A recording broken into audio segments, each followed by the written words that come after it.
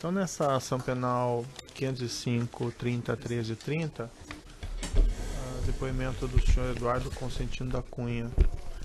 Senhor Eduardo, o senhor foi acusado de um crime pelo Ministério Excelência, Público? só uma questão de ordem, antes do início do interrogatório, por favor. A defesa fez um pedido, Vossa Excelência apreciou, mas depois do pedido, novos fatos corroboram o que foi colocado na petição.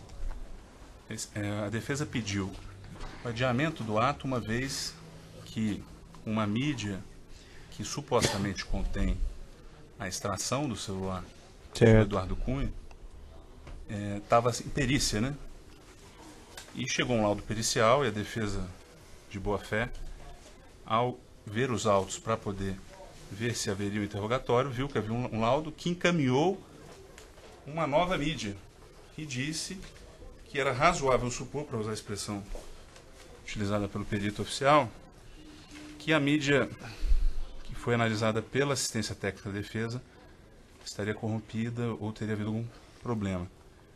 Fato é que não há mais sequer como se saber se a mídia que está sendo utilizada pela perícia oficial é a mesma da defesa. Essa incerteza corrói qualquer chance da gente ter uma autodefesa efetiva aqui, porque a gente não vai saber se uma das provas que foi utilizada pela acusação foi analisada pela defesa, tal como ela foi analisada pelo Estado da acusação. Então, já que Vossa Excelência, inclusive, deu 10 dias de prazo para assistência técnica, na visão da defesa, não custaria em nada a cautela de adiar o interrogatório depois desse momento processual, que aí sim o contraditório vai estar efetivado. O contraditório eventualmente efetivado após a autodefesa e nada adiantará, porque um dos pilares da ampla defesa vai estar esgotado. Essa questão já foi apreciada e foi indeferida, eu remeto às razões do despacho, né? O fato é que esses elementos do celular estão nos autos há longo tempo e tem as mensagens. Se for o caso, o acusado confrontado com elas tem condições de reconhecer ou não a sua autenticidade. A questão ali que a defesa coloca são questões apenas técnicas e não há nenhuma suspeita fundada de que houve qualquer espécie de manipulação nessas mensagens. A defesa também não demonstrou minimamente que essa possibilidade tenha ocorrido. Então ela tem plenas condições de realizar esse ato, esse conteúdo já foi disponibilizado à defesa, a defesa tem esse conteúdo faz tempo, e o que existe é a defesa questionando a possibilidade de manipulação. O próprio acusado tem condições de responder diante de mensagens que lhe forem apresentadas, se elas foram manipuladas ou não, se ele reconhece ou não. Se ele afirmar que não reconhece, está dentro do direito de defesa dele, faz parte do contraditório. Para que, considerando que a mídia tida como regular pelo perito não foi dada à defesa, então que não se façam perguntas sobre a prova que está incerta nessa mídia. Não, indefiro, doutor. Esse conteúdo já está nos autos faz tempo e você tem um documento, você mostra o acusado reconhece ou não reconhece a autenticidade, se é que vai chegar se é que isso vai ser mostrado. Enfim, não tem nenhuma dificuldade nisso. O exercício da ampla defesa. Só uma última, então, questão de ordem. A defesa não teve como efetivar a ampla defesa anterior ao interrogatório. Embora Vossa Excelência tenha deferido o interrogatório presencial, salvo engano, há quase 2 meses, como se sabe, o ato é oral, e como a característica do ato é oral, a reunião tem que ser um pouco prévia. Não adianta nada eu tratar de uma audiência com o meu cliente, isso é sediço na advocacia, imagino que também no ofício de Vossa Excelência. Não adianta nada se tratar de temas de uma audiência muito antes. Então, sobretudo pela defesa técnica, que tem outros processos, tem outras. Então, não houve o aperfeiçoamento da ampla defesa, não se tem como, às vésperas de uma audiência, de um tema dessa complexidade. Essa acusação foi feita há mais de um ano, a defesa teve inúmeras oportunidades para conversar com o cliente e preparar a linha de defesa. Essa argumentação de que não houve tempo para preparar a defesa é absolutamente inconsistente. Se você só concluir isso, porque tem alguns argumentos que eu acho que interessam. Tem algum requerimento quanto a isso? Não, sim, isso já foi apreciado. Tem um requerimento. É porque, efetivamente, aí os fatos novos, né? Não tem fato novo nenhum.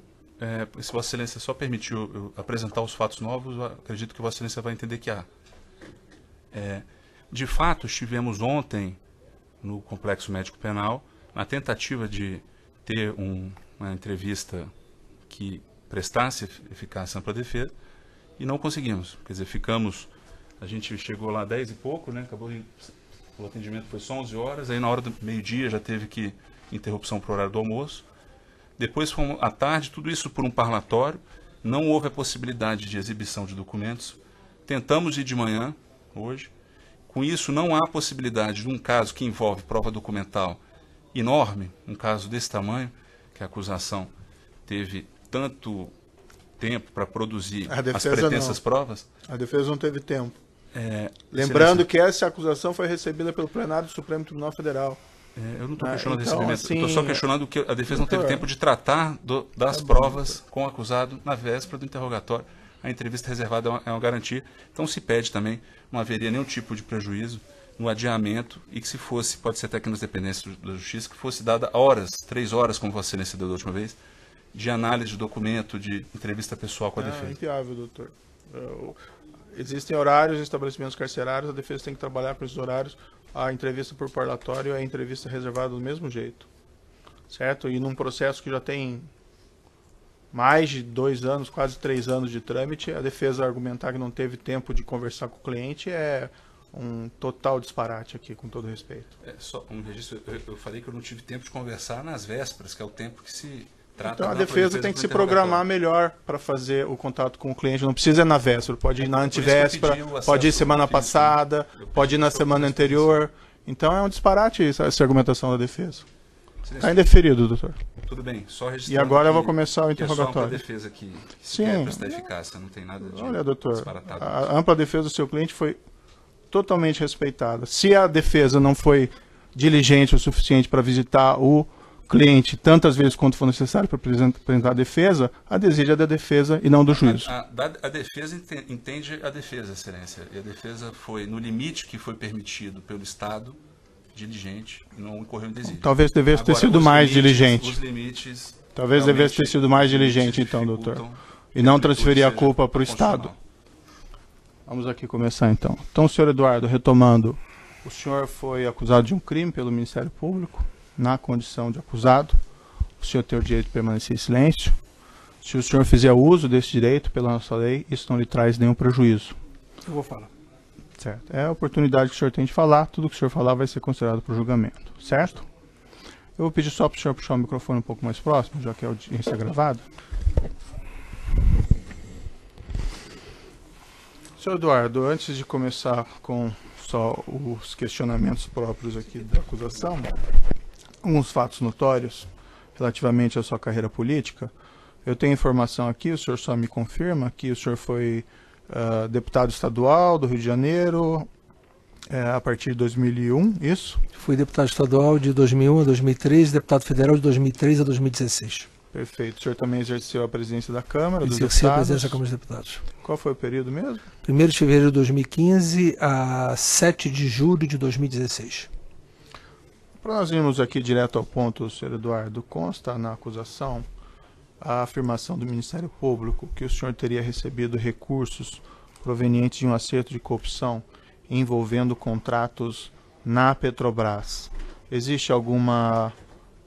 em relação a essa acusação, ela é falsa. Ponto verdadeiro? Ela é falsa. Só pela ordem, Vossa Excelência vai cumprir o 186 do CPP que fala que tem que haver a cientificação do inteiro teor da acusação? Eu não estou nem dizendo para ler a denúncia inteira, mas é só esse o regime. Doutor, ele já não conhece? O senhor conhece a acusação ou o senhor Eduardo Cunha? Que está sendo formulando contra o senhor?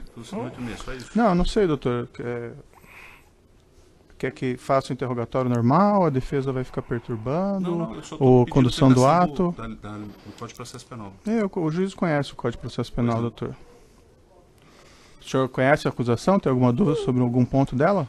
Se tiver, eu vou ao curso das respostas que eu posso formulando. Eu tenho sobre um embasamento de recepção da denúncia, daquilo que eventualmente eu assisti dos depoimentos, daquilo que eu cooperei com a defesa. Obviamente, da parte técnica, a minha defesa está habilitada a responder por mim. Perfeito. E seguirei o que ela determinar. Certo. Consta aqui, no âmbito dessa acusação, que o senhor Fernando Soares e o senhor Júlio Camargo teriam, como se assim, disponibilizado ao senhor recursos provenientes de um acerto de corrupção em contratos da Petrobras, envolvendo aqui o navio sonda Vitória 10 mil e o Petrobras 10 mil. O senhor conhece o senhor Fernando Soares? Conheço, Excelência. Agora, é importante realçar que a recepção da denúncia pelo Supremo Tribunal Federal não abrangeu a contratação das sondas. Então, toda essa parte relativa à contratação das sondas não foi recepcionada na denúncia. Então, deixar isso bem claro. Certo. O senhor pode me descrever o seu relacionamento com o senhor Fernando Soares? O senhor Fernando Soares, diferentemente do dito por ele, até de local de tudo, eu fui apresentado a ele no fim do ano de 2009 pelo ex-deputado Alexandre Santos, casualmente onde eu estava almoçando com o deputado Alexandre Santos no restaurante Casa Vilarinho. E o senhor Fernando Soares chegou e sentou para almoçar, acabou almoçando com a gente. Essa é a forma que eu conheci. É uma pessoa muito, digamos assim, como todo, que a gente agora conhece, todo lobista, uma pessoa muito assim, educada, muito acessível, enfim, uma pessoa de boa conversa, e a partir daí ele passou a ter mais, procurou, pediu contato comigo, teve mais alguns contatos comigo no decorrer do ano de 2010 em diante. Ele foi apresentado ao senhor como... empresário, ele representava a empresas espanholas que tinham serviço no Rio de Janeiro, ele representava, se eu não me engano, uma empresa que fazia a obra do Porto do Açu.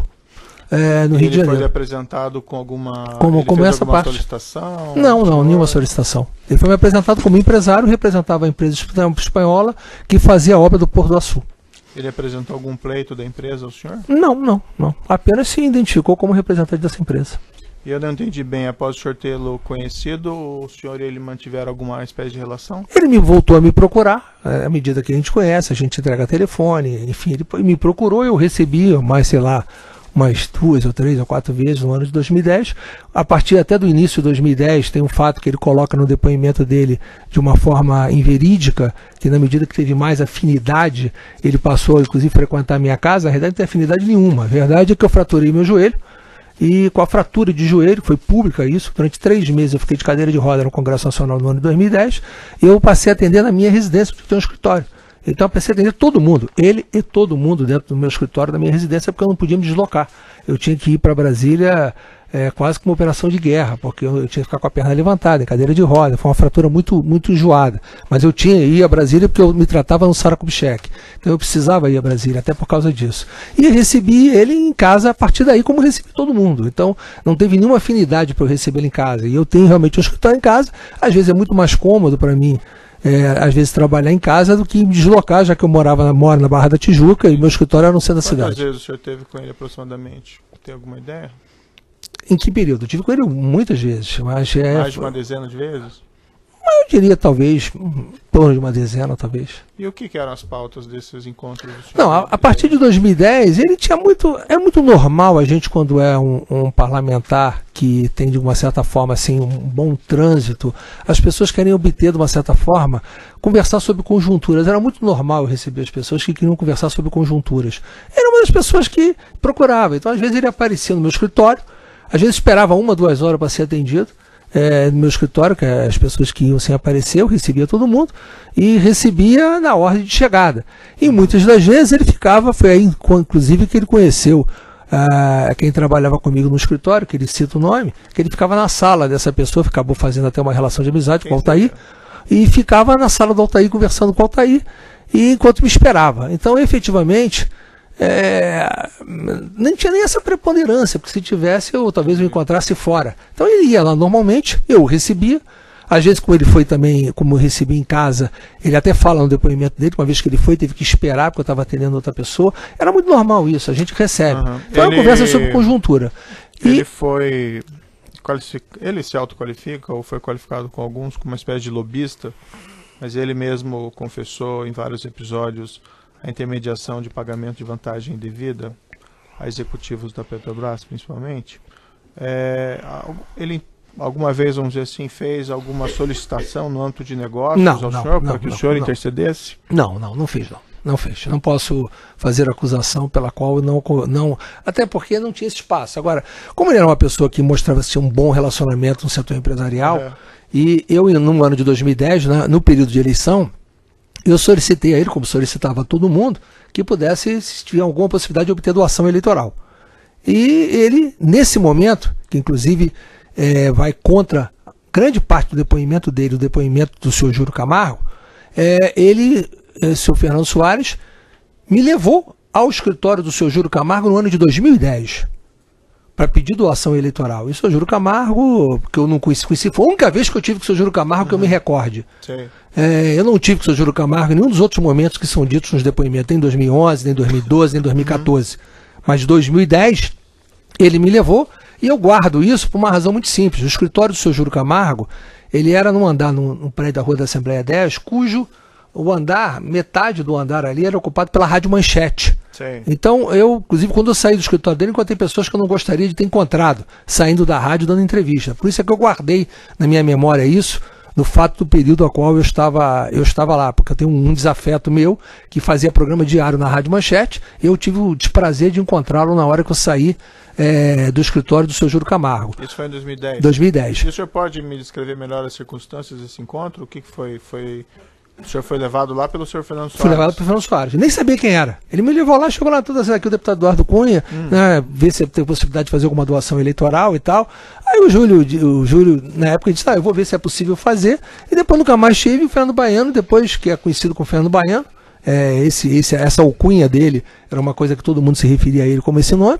O Fernando Baiano disse que me respondeu depois que ele não tinha condição de fazer a doação pelas empresas dele. Ele foi somente isso. Uma doação, então? Não, no ano de 2010 não. E depois ele fez alguma doação? Ele fez doação no ano de 2012. Que ele, inclusive, ele diz no depoimento dele que fez doações ao PMDB, mas que não foi através de mim. E nem o senhor Fernando Baiano fala disso, a delação dele. Mas no ano de 2012, o senhor Júlio Camargo, não foi pedido ao Júlio Camargo, eu pedi de novo ao Fernando Baiano. Sim. E o Fernando acabou trazendo 3 doações do senhor Júlio Camargo, que totalizaram R$400 mil, R$150 mil da empresa Piemonte, R$150 mil da empresa Treviso e R$100 mil da pessoa física do senhor Júlio Camargo. Foi para o Diretório Nacional do PMDB. E essas doações foram registradas? Registradas, oficiais. Estão na prestação de contas da PMDB. São as únicas doações que São as únicas doações que o senhor Júlio Camargo fez que eu tenho conhecimento. Embora o senhor Júlio diga claramente que não foi meu pedido. E o senhor Fernando Baiano, nas suas delações, nos seus depoimentos, não fala dessas doações. O senhor falou que só teve uma vez, então, com o senhor... Eu posso ter encontrado fortuitamente em algum local que eu não assemelhe, mas sentado com ele, na frente, como eu estou aqui com Vossa Excelência, somente essa vez. Há uma referência na denúncia a um encontro no escritório do Júlio Camargo em 2014, Avenida Magalhães de Castro, 4800, Torre 2. Inclusive, eu vi um depoimento dele, queria apresentar a prova e ele não apresentou. Certo. É esse endereço que o senhor teve em 2010? Não, tive na Rua da Assembleia número 10, Rio de Janeiro. E esse encontro em São Paulo, que ele, nos depoimentos dele, disse que ia apresentar a comprovação, ele não apresentou, eu gostaria que ele apresentasse. O senhor mencionou de passagem o nome Altair, o senhor pode me descrever melhor a sua relação com essa pessoa? Posso, sem problema nenhum. O senhor Altair é uma pessoa que há muitos anos ele tem relação comigo e trabalha comigo. Ele estava lotado na Assembleia Legislativa do Estado do Rio de Janeiro, cuidava da minha principal dobrada eleitoral, que era o deputado estadual Fábio Silva. E quando eu estava no Rio de Janeiro, ele tinha uma sala no meu escritório e ficava lá comigo nos dias que eu estava no Rio de Janeiro. Além disso, ele é empresário, tem um pequeno negócio, uma marmoraria, e ele trabalhava uma parte do tempo nesse negócio dele. Durante os dias que eu estava no Rio de Janeiro, ele ficava basicamente às segundas-feiras, porque às sextas-feiras, basicamente, era raro ele estar. Então, às segundas-feiras, ele ficava, e o Fernando Baiano conheceu o seu Altair de espera para falar comigo no escritório. Porque nesse meu escritório político, eu tinha apenas 4 pessoas que ficavam comigo lá. Era o Altair, uma secretária e um boy.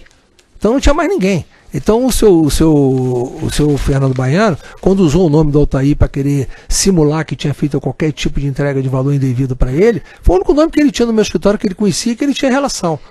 E o senhor tem eu não sei se eu entendi bem, ele presta alguma espécie de serviço para o senhor? Não, ele prestou, ele cuidava, como eu estava falando, ele cuidava do trabalho político da dobrada principal que eu tinha. Tanto que ele era lotado no gabinete da Assembleia Legislativa. E ficava comigo nas segundas-feiras quando eu estava no Rio. E o que ele fazia assim exatamente? Políticas, eram coisas políticas, assessoria política, nada mais do que isso. E quando eu estava lá, ele cuidava de organizar minha fila de espera. Então, digamos assim, para poder ver aquilo que estava dando mais problema, como o escritório não era muito grande, ele botava a pessoa na sala dele, botava a pessoa em outra sala, enfim, para não ter tumulto. às vezes tinha 20, 30 pessoas esperando para falar comigo. Era uma coisa muito, muito complexa. O senhor utilizou já, vamos dizer assim, serviços de táxi aéreo providenciados pelo senhor Júlio Camargo? Não. É uma afirmação dele nesse sentido? É uma afirmação dele nesse sentido. A afirmação dele está dentro de um contexto. Se eu quiser ir todos os contextos dele, não podemos falar. Mas esse contexto dele, em primeiro lugar, essa reunião em 2014 não houve. Sim. Em segundo lugar, ele diz que em 2014 ele fez um acerto de uma suposta diferença comigo.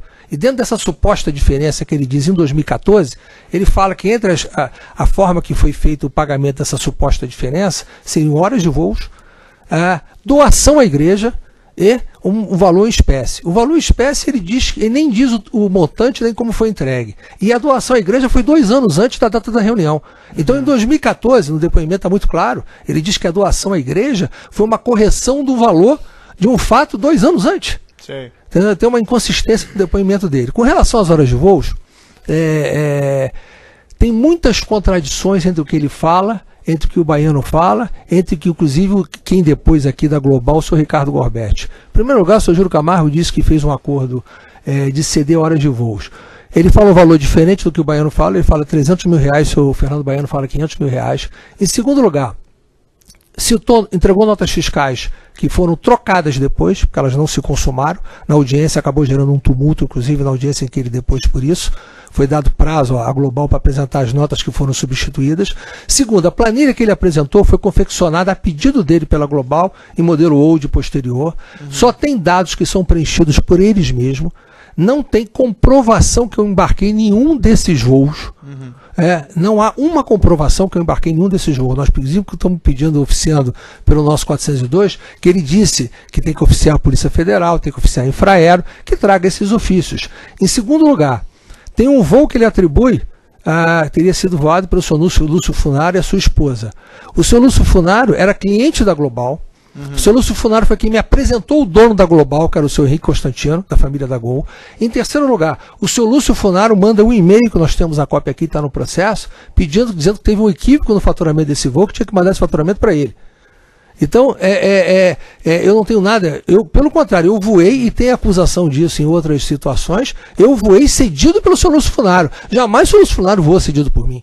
Isso não tem o menor cabimento. Agora, eu voei em táxi aéreo, fretado, voei pela Global, inclusive tem um voo que ele atribuiu ao senhor Júlio Camargo, que foi o único voo desses que estão atribuídos, que foi o que eu voei, que foi do dia 26 de outubro de 2014, e não está, a fatura não foi feita em nome da empresa Júlio Camargo, e sim da empresa intermediária que é a Extra.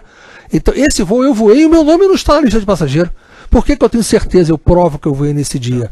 Porque era o dia do segundo turno da eleição de 2014. Eu tinha ido fazer o programa da Bandeirantes ao vivo e saí de lá para Brasília, e eu tenho a prova de quem me levou para embarcar no avião, quem me buscou em Brasília. Eu fretei o avião que eu precisava ir para Brasília e não sabia a hora que ia acabar. Tanto que o avião podia se deslocar para, se passasse a hora de 11 horas, tinha que ir para Guarulhos. Certo. Então esse voo eu fretei e eu paguei. Então não há, e está na lista como sendo voo do senhor Júlio Camargo. O senhor até acabou provavelmente respondendo, mas só para então deixar claro, que é uma pergunta direta. Então o senhor nunca utilizou o serviço de táxi aéreo e pago para o senhor Júlio Camargo? Nunca. Nunca. Tá. Essa companhia Global Táxi Aéreo, o senhor confirma que fez alguns voos nela? Às vezes, a Global é uma empresa muito grande. Então, às vezes, tinha serviços de recepção da Global, que eu não sei se exatamente o voo era da Global. Aconteceu muitas vezes eu embarcar e chegar na Global, porém não necessariamente que o voo era da Global. Quem fretava meus voos, todos essa empresa Extra. Eu tenho vários voos feitos que estão... Extralocação? Eu tenho vários voos feitos por ela que estão na prestação de contas da minha campanha eleitoral de 2014 e estão na prestação de contas do PMDB nacional. Inclusive, na minha campanha para presidente da Câmara, eu devo ter tido mais de R$1 milhão de voos feitos com a Extra, colocados na prestação de contas do PMDB. Então, isso tudo está lá, documentado, mas vários, não são um, são vários. Então, eu tinha uma relação, e essa Extra me foi apresentada pelo senhor Lúcio Funaro, era a empresa brokeragem que trabalhava para ele. Sim. Então, toda a confusão que pode haver com o senhor Lúcio Funaro, eu fui apresentado pela empresa por ele. Então não tem razão de ter nenhuma responsabilidade sobre o voo dele. E os meus voos, que foram pagos por mim, estão faturados. Eu eventualmente posso ter voado de voo com terceiros, eventualmente voei. Voos cedidos por terceiro, que foram basicamente o seu funcionário voou, mas jamais do seu Júlio Camargo. E além disso, o seu Júlio Camargo, no depoimento dele, ele diz o seguinte, que quando me cedeu o crédito de voo, ele disse que não podia usar os aviões dele. Ele tinha 2 aviões locados lá. O senhor Ricardo Gorbetti, diretor da Global, quando depois, disse que não teve essa instrução do senhor Júlio Camargo para poder restringir o uso do avião dele. Em segundo lugar, ele diz, aí confrontado o senhor Júlio Camargo, porque vários políticos voaram no avião dele, inclusive Dilma Rousseff, Geraldo Alckmin, vários, Zé Disseu, Palocci, vários voaram no avião dele, ele disse que ele não tinha esse controle porque a Global locava. E o senhor Ricardo Gorbetti da Global, quando depois, disse que toda a locação que ele fazia dos aviões dele pedia autorização antes. Ou seja, o senhor Júlio Camargo se contradiz e mente em muitos detalhes que nós vamos querer confrontar esses detalhes dele. Outra empresa, Reale Táxi Aéreo. A Reale é a empresa da Global. É da Global. É da Global. O senhor mencionou agora há pouco o seu escritório político, é esse na Avenida ali no Peçanha, 50? 50, sala... Eu tenho 3 escritórios dentro da Nilo Peçanha 50. 3201, 3202 e 2909. Certo. O senhor Alberto Youssef, o senhor chegou a conhecer? Nunca tive com ele na minha vida. Nunca o vi na minha vida. Aliás, ele diz isso no depoimento dele, que não me conhece, mas depois, no meio do depoimento, ele chega no momento que ele diz o seguinte: uma vez Paulo Roberto, o Fernando Baiano levou Paulo Roberto no meu escritório e Eduardo Cunha apareceu. Quer dizer, ele diz que não me conhecia, depois diz que eu apareci no escritório dele. Paulo Roberto nega. Então, são as contradições que precisam ser checadas. Há uma referência a um entregador... Aliás, para dizer que eu não vi o senhor Youssef, eu vi na Superintendência da Polícia Federal no momento que eu estive detido lá. Há uma referência na denúncia ao nome de Jaime Careca, que seria... Não conheço. Não conhece a pessoa? Não, nunca vi. Esse endereço na Avenida Heitor Doyle Maia... É minha residência. Sua residência? 98. Consta que foi apreendido um telefone celular nesse local, que foi objeto desse exame. Qual que era o número do celular que o senhor utilizava? Só pela ordem. A respeito do celular, a orientação da defesa com o fim de preservar para a defesa, tendo visto tudo que já foi exposto aqui, para que não seja respondido. A defesa não teve acesso à mídia que a perícia diz que é a mídia correta do celular. Tá, mas teve acesso ao conteúdo, né? Eu posso fazer qualquer resposta em tese, mas eu não vou, até porque pelo seguinte, não é só esse detalhe que a minha defesa falou, não. A perícia técnica que foi feita não foi feita sobre o aparelho celular. O aparelho celular encontra-se um Supremo. E a perícia, o laudo fala claramente, foi feito sobre a extração feita pela própria Polícia Federal. Então eu pedi isso hoje à minha defesa, que peça a perícia do aparelho celular, que ela não foi feita. Entendeu? Mas os dados foram extraídos, constam nos autos lá, esses dados foram disponibilizados à sua defesa, provavelmente o senhor teve acesso a isso. O senhor não reconhece o conteúdo daquela mensagem? Eu não tenho a lembrança específica sobre isso, então eu não posso reconhecer. Eu posso, em tese, esclarecer qualquer fato que Vossa Excelência colocar, mas com a ressalva de que eu não confirmo, nem desminto, nem confirmo. Então mostrar as mensagens para o senhor que estão nos autos faz tempo, Não, só pode, em tese, fazer qualquer pergunta sobre detalhes que eu posso lhe responder. Em tese, eu posso lhe responder. E qual que era o telefone, então? O número do telefone, então?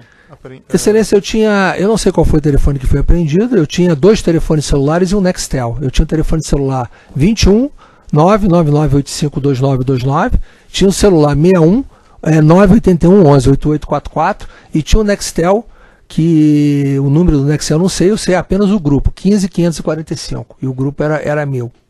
O senhor utilizava BlackBerry nas suas comunicações? O aparelho tinha BlackBerry. A da defesa sobre esse tema, só para esclarecer, é que não há resposta porque remete indiretamente a uma perícia que na visão da defesa não está perfectibilizada. Em tese eu responderei sobre o conteúdo, se Vossa Excelência quiser fazer alguma pergunta sobre algum conteúdo duvidoso. Sobre o resto de detalhe, eu estou apenas declinando os telefones. Mas aí é o seguinte, o seu advogado orienta uma coisa, o senhor me diz outra, então assim, só para definir, então, vai responder ou não vai responder? A orientação é essa. Se Vossa Excelência me perguntar um detalhe de um conteúdo sem admitir que efetivamente isso posso até esclarecer. O que você está querendo dizer é perguntar dos fatos que podem hipoteticamente estar tratados nas mensagens? Isso sim, isso eu admito falar. Agora, mais do que isso, eu prefiro não falar.